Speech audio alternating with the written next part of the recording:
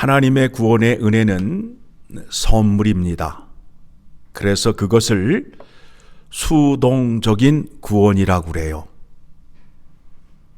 수동적인 구원을 얻은 사람에게는 순종과 책임을 요합니다. 이거를 능동적인 구원이라고 그래요. 오늘 그 문제에 대해서 히브리서 4장의 말씀이 증거하고 있습니다. 이스라엘 백성 가운데에 예수 그리스도를 믿다가 다시 유대교로 돌아가려 하는 사람들에게 지금 질책하는 말씀이에요. 질책하는 말씀이에요. 자, 1절의 말씀을 보게 되니까 그러므로 우리는 두려워할지니 그의 안식에 들어갈 약속이 남아 있을지라도 너희 중에는 혹 이르지 못할 자가 있을까 함이라. 혹시 너희 중에 천국에 가지 못할 자가 있을까 염려가 된다. 그러면서 2절 시작.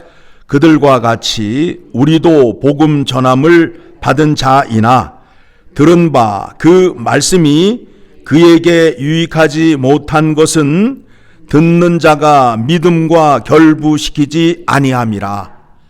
하나님의 말씀을 들었는데 그 말씀에 순종하지 않고 그 말씀에 책임지지 않고 있다라는 거예요. 오늘날에도 그런 분들이 많지요. 하나님 말씀과 전혀 상관이 없이 예수를 믿는 사람들이 있어요. 그 사람들에게 지금 경고의 메시지를 보내는 거예요. 혹 천국에 못 들어갈지도 모르니 이 말씀을 잘 들어라. 잘 들어라. 그러면서 이스라엘 백성들이 광야에 있을 때에 여호와 하나님께서 모세를 통하여 말씀을 전하셨잖아요. 그런데 그 백성들이 모세가 전한 하나님의 말씀을 들어요, 안 들어요? 안 듣잖아요. 안 듣잖아요. 그래서 여호수아와 갈렙만 빼고 가나안 땅에 못 들어갔지요. 그 사건의 예를 말하는 거예요. 그 사람들이 출애굽하였지만 광야에서 하나님 말씀을 듣고도 그 말씀대로 순종하지 아니함으로 인하여 가나안 땅에 들어가지 못한 것을 생각해 봐라 라고 지금 섬뜩한 말을 주는 거예요. 여러분, 교회를 그렇게 열심히 다녔는데 천국을 못 들어간다면 어떻게 하겠어요? 얼마나 억울해요. 그렇죠? 교회를 그렇게 열심히 다니고 헌금도 많이 하고 봉사도 많이 했는데 천국을 못 들어가면 큰일 나는 문제 아니에요. 큰일 나는 문제란 말이에요. 그러면서 하는 말씀이 어떤 말씀이냐 하면 오늘을 어떻게 사는가로 천국에 들어가는지 못 들어갔는지를 확인할 수 있는 말씀을 주는 거예요. 자, 3장 13절을 가게 되면 이런 말씀이 나오죠. 3장 13절 시작. 오직 오늘이라 일컫는 동안에 매일 피차 권면하여 너희 중에 누구든지 죄의 유혹으로 완고하게 되지 않도록 하라. 오늘을 어떻게 살고 있느냐? 오늘을 하나님 말씀대로 살고 있느냐를 질문하고 있는 거예요. 여러분, 만약에 오늘 저녁에 예수 그리스도가 오신다면 어떻게 하실 거예요? 그런데 우리는 이 말씀에 대해서 심각성을 느끼지 못해요. 오늘 그냥 대충 살고 주일날 교회 가서 예배 드리면 되지 뭐 하며 살고 있잖아요. 그렇죠? 예? 오늘 대충 살고 주일날 교회 가서 예배 한번 드리면 되지 뭐라고 말하고 있잖아요. 그런데 성경은 그걸 믿음이라고 하지 않아요. 오늘을 어떻게 사느냐? 오늘 죄의 유혹에서 벗어나서 하나님의 말씀을 지키며 살아야 된다라는 거예요. 만약에 여러분들이 하나님의 말씀을 듣고 그 말씀대로 순종하지 않게 되면 여호와 하나님께서 안식을 하지 못하고 염려하시고 근심하신다라는 거예요. 하나님을 기쁘게 하지 못한다는 것입니다. 자, 그러면 4장으로 다시 넘어가게 되면 이 말씀에 대해서 또 반복적으로 나와요. 7절 같이 읽습니다. 오랜 후에 다윗의 글에 다시 어느 날을 정하여 오늘이라고 미리 이같이 일렀으되 오늘 너희가 그의 음성을 듣거든 너희 마음을 완고하게 하지 말라 하였나니. 그러니까 오늘 하나님의 말씀을 들으면 어떻게 하시라고요? 순종하라는 거예요. 순종하라는 거예요.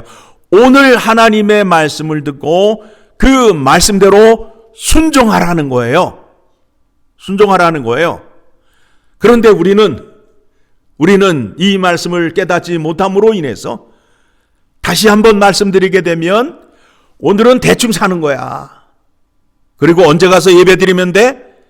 주일날 가서 예배 드리면 돼. 라고 살았단 말이에요. 살고 있단 말이에요. 그런 사람들에게 경고하고 있어요. 자, 2절의 말씀을 다시 봅니다. 2절의 말씀을 다시 봅니다.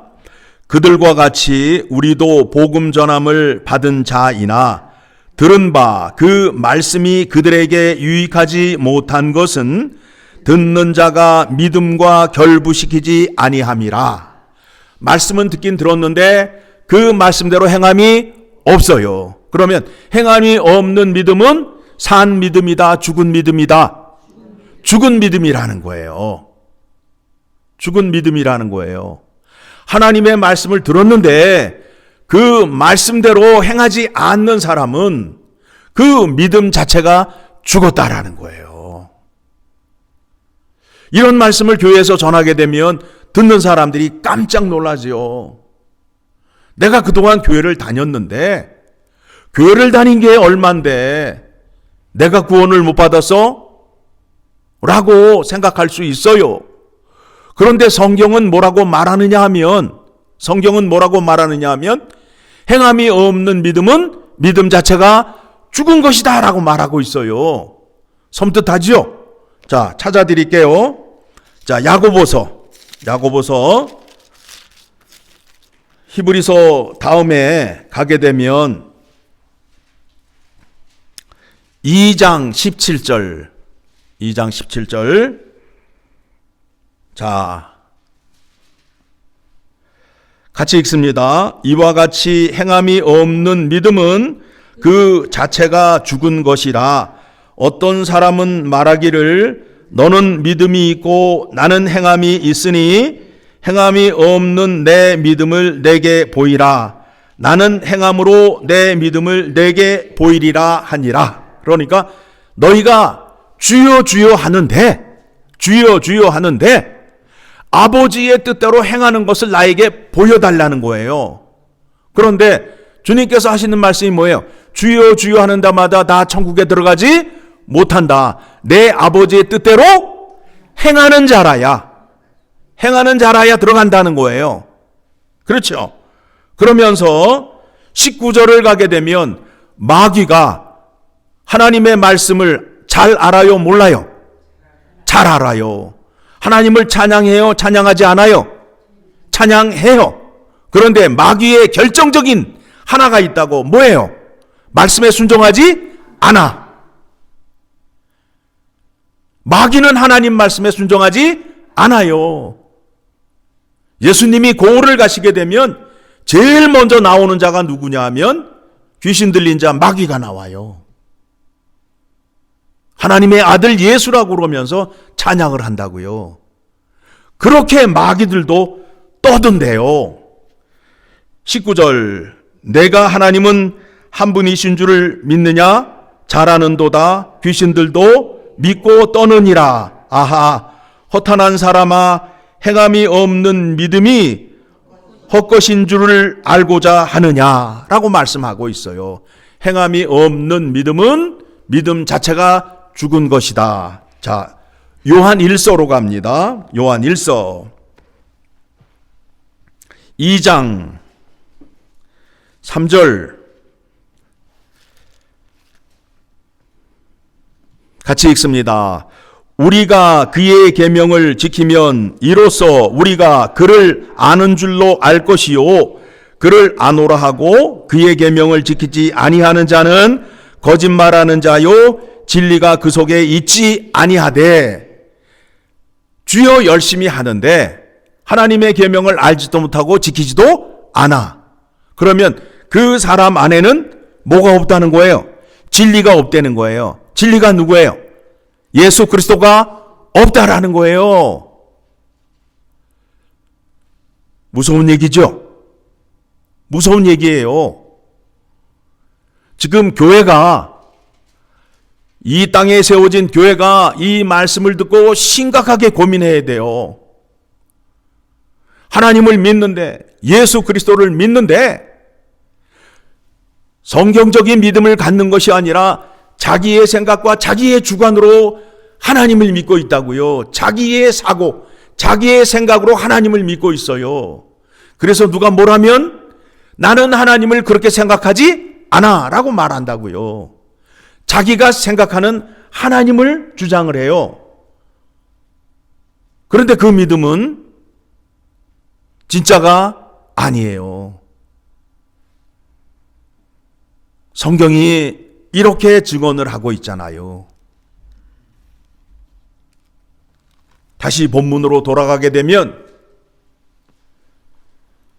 하나님의 영광과 안식에 참여한 자는 오늘 하나님의 말씀을 들으면 순종의 자리로 간다라는 거예요.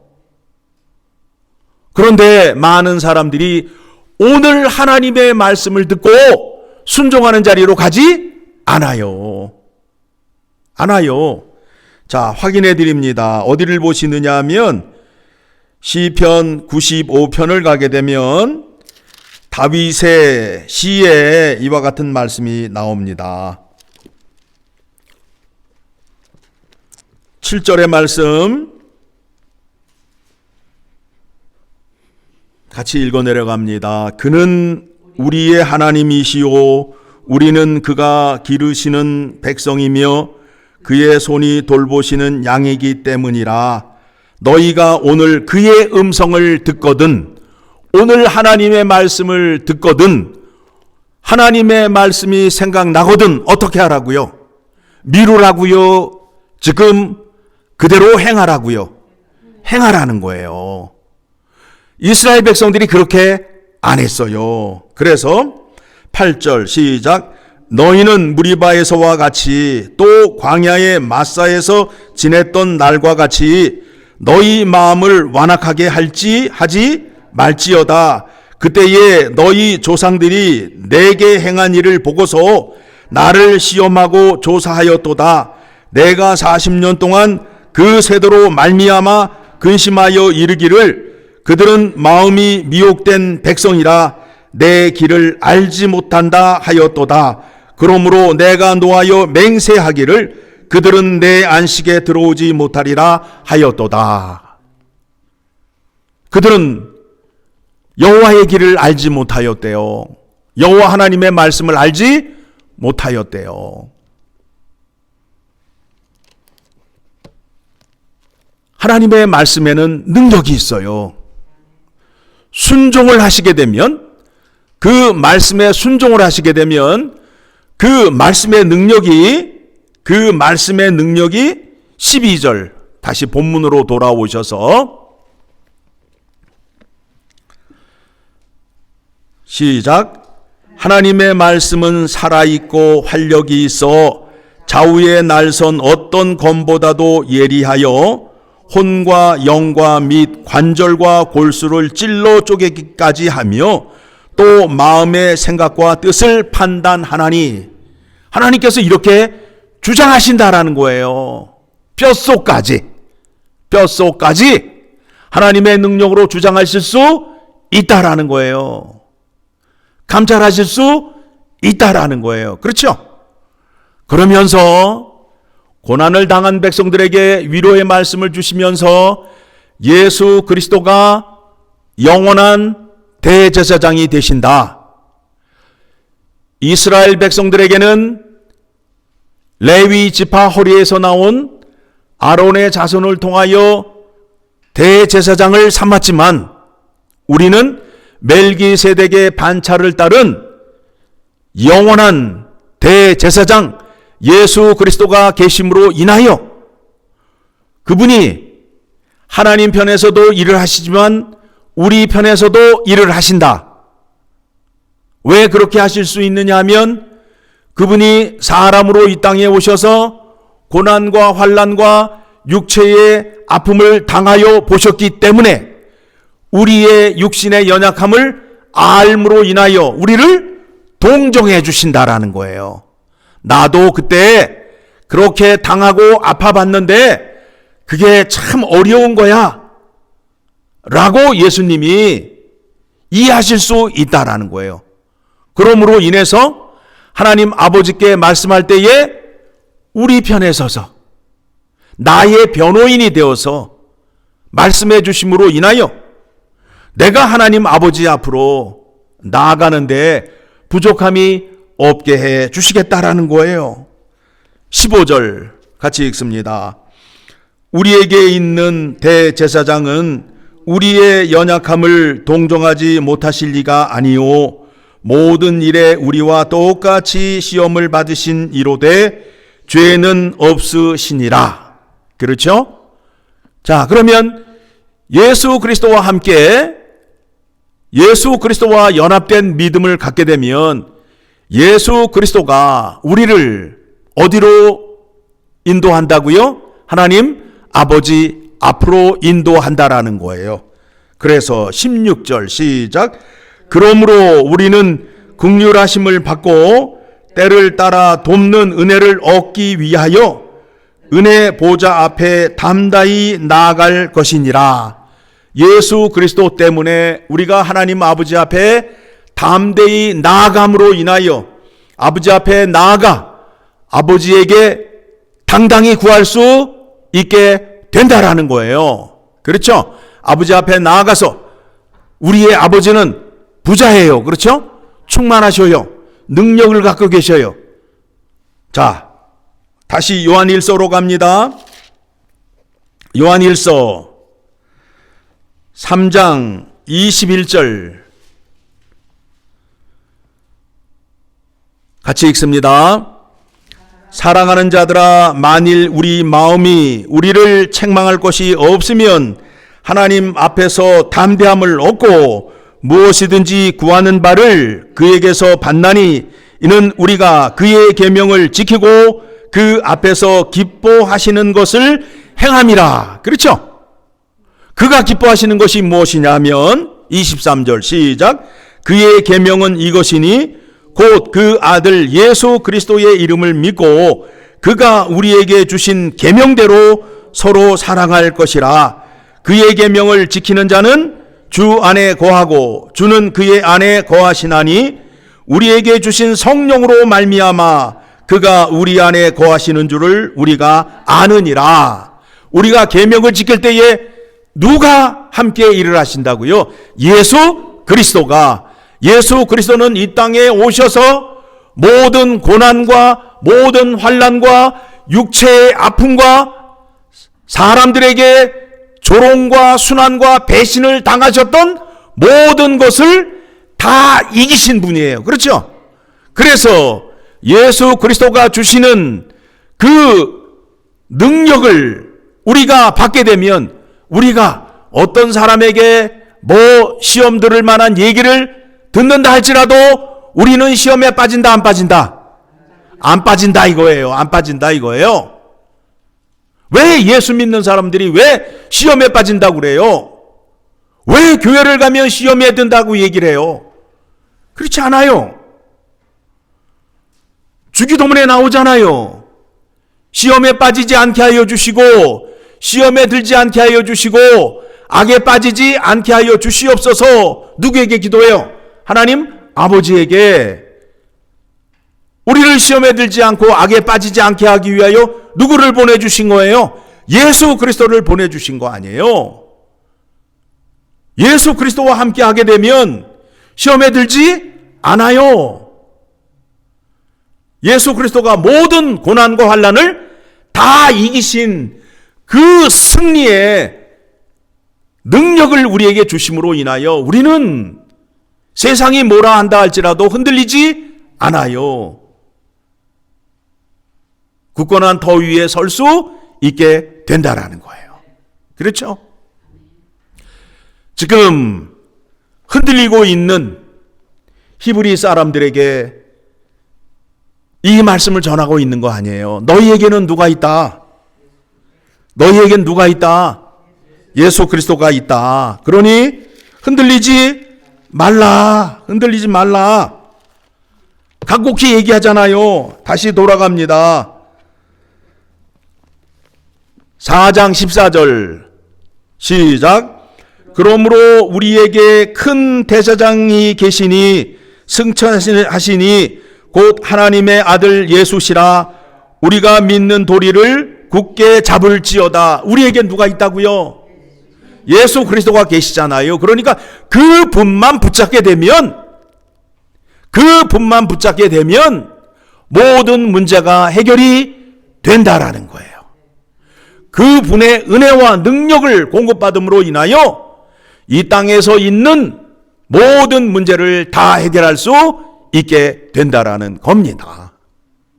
여러분, 우리가 이 땅에 살면서 예수 그리스도의 믿음과 능력으로 살아요? 아니면 나의 생각과 나의 사고로 생각하며 살아요? 예수 그리스도를 믿는 믿음으로, 예수 그리스도와 연합된 믿음으로 사셔야 능력이 나타나는 거예요. 정말 오늘 이 말씀이 우리들에게 큰 교훈이 되어서 하나님의 말씀을 지키는데 오늘 듣는 대로 어떡하라고요? 미루지 마시고 순종하는 자리로 나아가시라고. 들으신 대로 행하는 자리로 나아가라는 거예요. 그래야 하나님이 기뻐하신다라는 거예요. 여러분, 자식을 키워봤잖아요. 어떤 자식이 제일 이뻐요? 말 잘 듣는데 엄마가 얘기하자마자 바로 순종하는 자식이 제일 이쁘잖아요. 예? 엄마가 얘기했는데 엄마 생각해보고 이번 주일날 할게. 그러면 엄마가 어떻게 돼요? 지식인의 용어로 야마가 돈다고 그러잖아요. 꼭지가 돈다고 그러잖아요. 그렇게 하니까 하나님이 탄식하시고 기뻐하지 못하셨다라고 시편 95편에서 우리가 살폈잖아요. 그렇죠? 우리가 부모의 심정을 알아요. 그렇다면 하나님의 심정을 우리는 충분히 알 수 있는 자가 되는 거예요.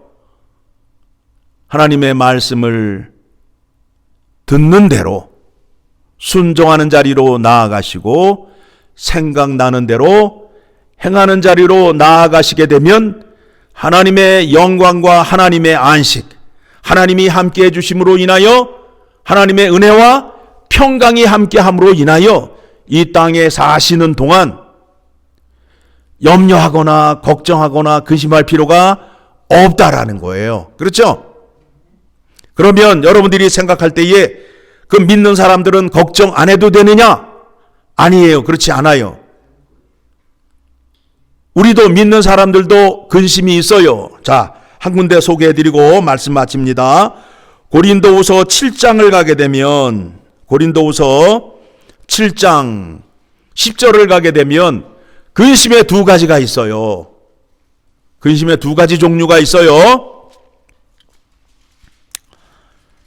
자, 10절 시작. 하나님의 뜻대로 하는 근심은 후회할 것이 없는 구원에 이르게 하는 회개를 이루는 것이요, 세상의 근심은 사망을 이루는 것이니라. 어떤 근심을 하실래요? 예, 그 근심을 하셔요. 그러면 회개가 일어나고 하나님의 영광과 하나님의 안식을 누릴 수 있는 기쁨을 누리실 수 있다라는 겁니다. 오늘 말씀 들으시고 다 아멘의 자리로 나아가서 순종하셔서 하나님의 자녀로 인정받고 하나님께 영광 올려드리는 여러분 되시기를 간절히 소망합니다.